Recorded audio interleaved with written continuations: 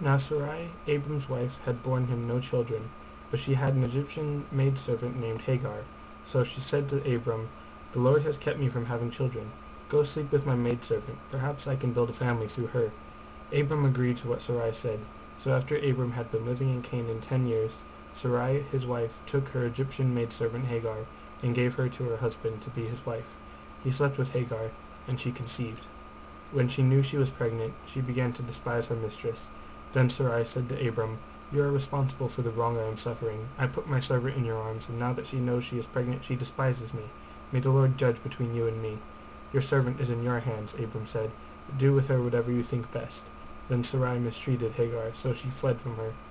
The angel of the Lord found Hagar near a spring in the desert. It was a spring that is beside the road of Shur. And he said, "Hagar, servant of Sarai, where have you come from, and where are you going?" "I'm running away from my mistress, Sarai."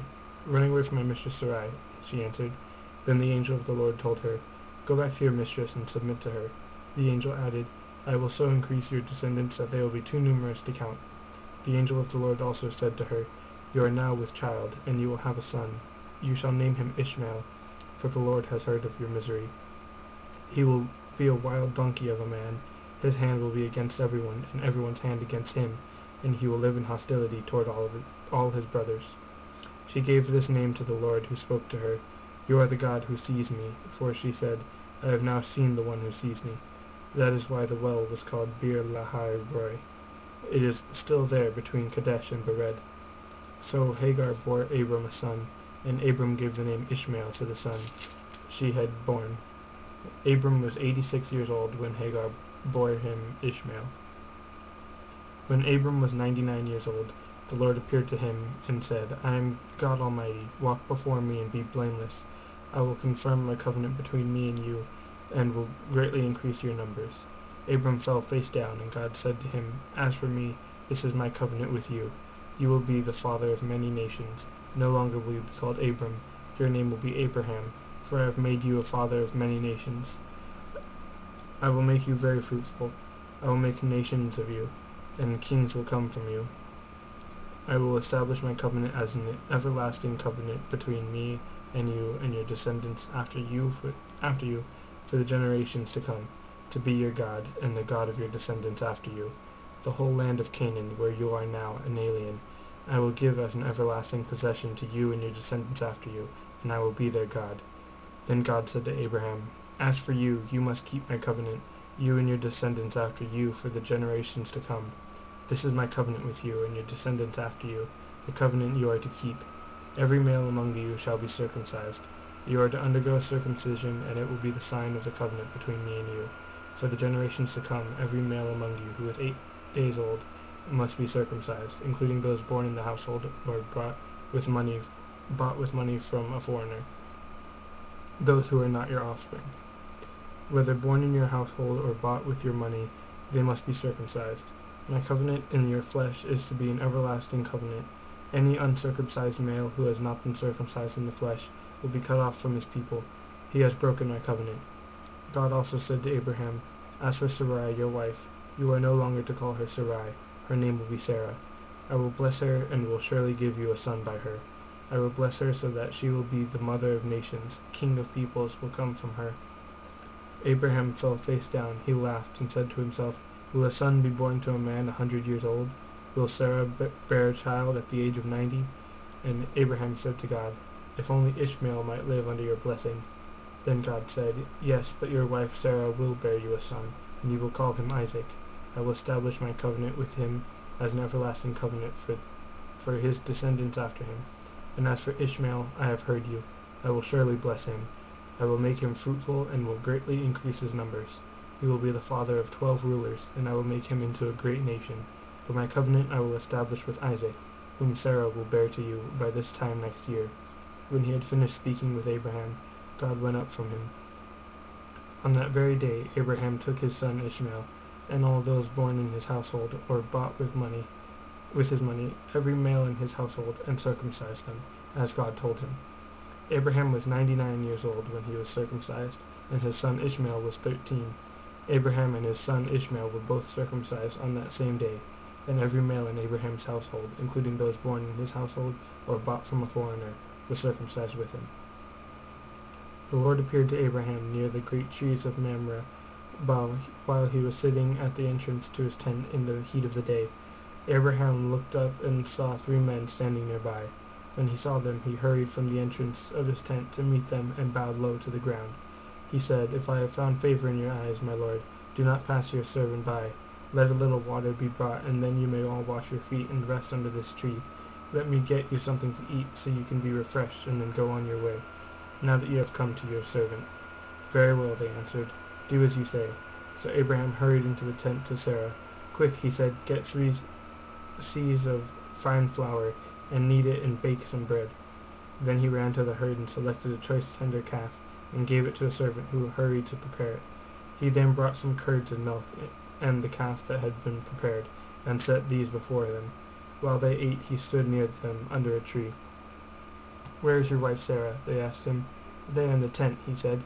Then the Lord said, "I will surely return to you about this time next year, and Sarah your wife will have a son." Now Sarah was listening at the entrance to the tent which was behind him. Abraham and Sarah were already old, and well advanced in years, and Sarah was past the age of childbearing.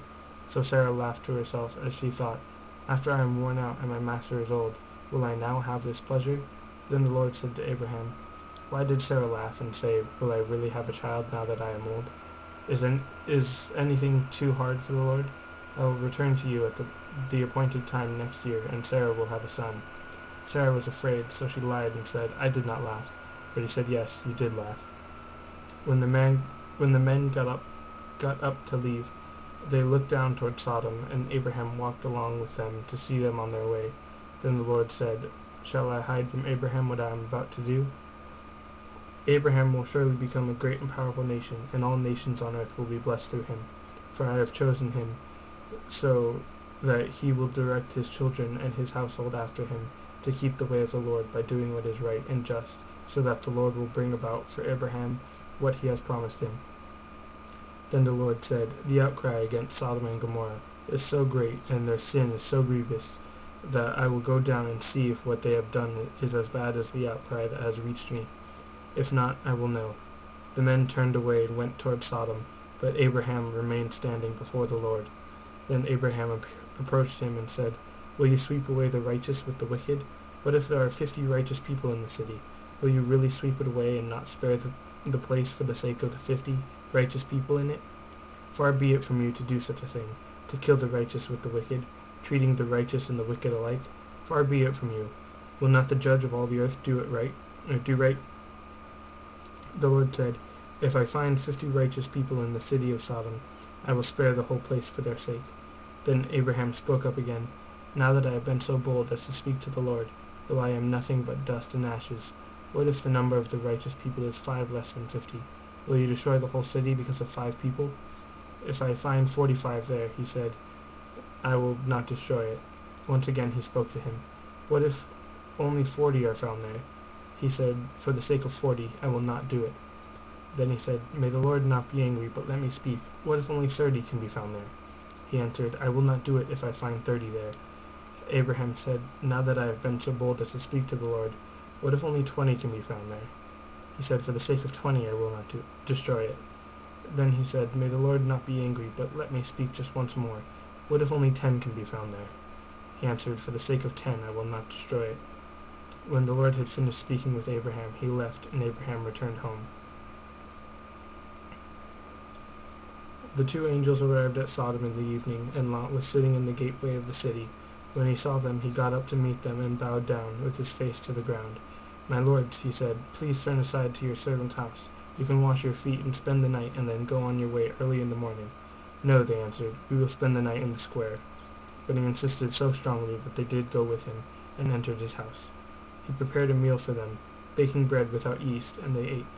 Before they had gone to bed, all the men from every part of the city of Sodom, both young and old, surrounded the house. They called to Lot, "Where are the men who came to you tonight? Bring them out to us so that we can have sex with them." Lot went outside to meet them, and shut the door behind him, and said, "No, my friends, don't do this wicked thing. Look, I have 2 daughters who have never slept with a man. Let me bring them out to you, and you can do what you like with them." But don't do anything to these men, for they have come under the protection of my roof." Get out of our way," they replied, and they said, "This fellow came here as an alien, and now he wants to play the judge. We'll treat you worse than them." They kept bringing pressure on Lot and moved forward to break down the door, but the men inside reached out and pulled Lot back into the house and shut the door. Then they struck the men who were at the door of the house, young and old, with blindness, so that they could not find the door. The 2 men said to Lot, "Do you have anyone else here, sons-in-laws, sons or daughters, or anyone else in the city who belongs to you? Get them out of here, because we are going to destroy this place. The outcry to the Lord against its people is so great that he has sent us to destroy it." So Lot went out and spoke to his sons-in-law, who were pledged to marry his daughters. He said, "Hurry and get out of this place, because the Lord is about to destroy the city." But his sons-in-law thought he was joking. With the coming of dawn, the angels urged Lot, saying, "Hurry, take your wife and your 2 daughters who are here, or you will be swept away when the city is punished." When he hesitated, the men grasped his hand and the hands of his wife and of his 2 daughters, and led them safely out of the city, for the Lord was merciful to them. As soon as they had brought them out, one of them said, "Flee for your lives. Don't look back, and don't stop anywhere in the plain. Flee to the mountains, or you will be swept away." But Lot said to them, "No, my lords, please, your servant has found favor in your eyes, and you have shown great kindness to me in sparing my life. But I can't flee to the mountains. This disaster will overtake me, and I'll die. Look, here is a town near enough to run to, and it is small. Let me flee to it. It is very small, isn't it? Then my life will be spared." He said to him, "Very well, I will grant this request too. I will not overthrow the town you speak of, but flee there quickly, because I cannot do anything until you reach it." That is why the town was called Zoar. By the time Lot reached Zoar, the sun had risen over the land. Then the Lord rained down burning sulfur on Sodom and Gomorrah from the Lord out of the heavens.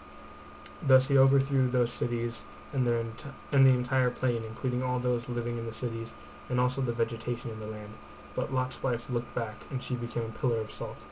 Early the next morning Abraham got up and returned to the place where he had stood before the Lord.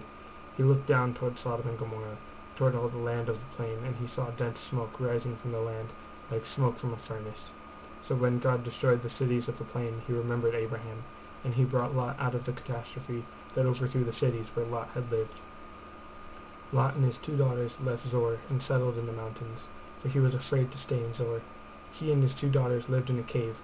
One day the older daughter said to the younger, "Our father is old, and there is no man around here to lie with us, as is the custom all over the earth.